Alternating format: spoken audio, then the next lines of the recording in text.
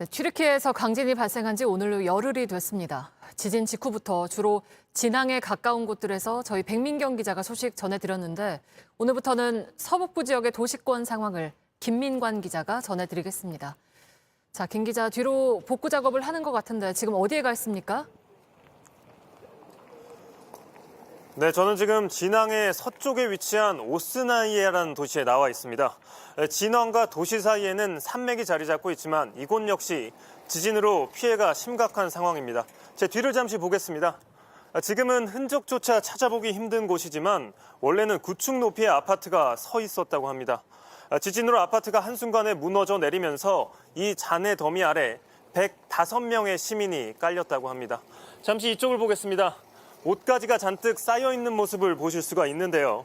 이 구조작업 도중에 수거된 옷들이라고 합니다. 하지만 안타깝게도 옷가지의 주인은 찾지 못한 상황입니다. 구조대는 밤새 구조작업을 이어오고 있었는데 어젯밤부터는 이 밤새 야간 작업은 멈췄다고 합니다. 더 이상의 희생자가 발견될 가능성은 희박하다고 판단해 구조작업 대신 복구작업을 진행 중이라고 합니다. 때문에 제 뒤에 보이는 것처럼 포크레인과 중장비 등을 동원해 잔해를 철거하는 작업을 진행하고 있습니다. 네, 그러면 그 근처 다른 지역들은 어떻습니까? 피해가 다들 그렇게 심각한 상황입니까? 이 지역 모든 도시들이 상당히 심각한 피해를 입고 있는데요.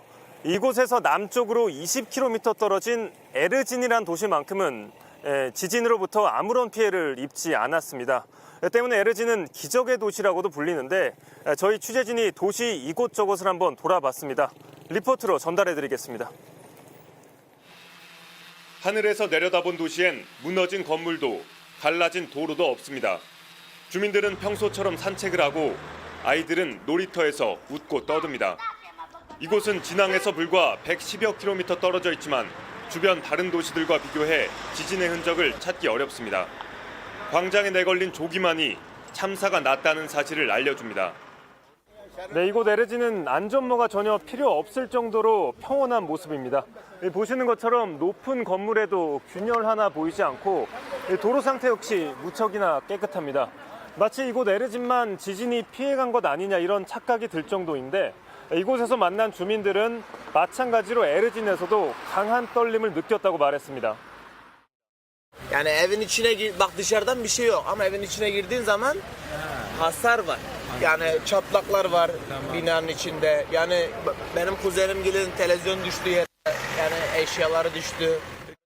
에르진이 강진을 버텨낸 건 건물을 지을 때 불량 시멘트를 쓰지 못하도록 철저하게 금지했기 때문입니다. 이 때문에 현지에선 정부의 부실 대응이 피해를 키웠다는 목소리가 커지고 있습니다. 네, 그러니까 결국 내진 설계 건축 덕분에 멀쩡할 수 있었다라는 건데 다시 말하면 다른 곳들도 어느 정도 피해를 막거나 줄일 수 있었겠네요. 네, 그렇습니다. 튀르키예 정부는 그동안 지진이 많이 발생했음에도 불구하고 각종 건축 규제를 완화하고 각종 불법 행위 역시 눈 감아줬습니다. 특히 지난 20여 년간 집권해온 에르도안 정권은 경제 성장을 핑계로 건설업자들에게 돈을 받고 이 건축 규제를 완화해줬다는 이런 비판을 받고 있습니다.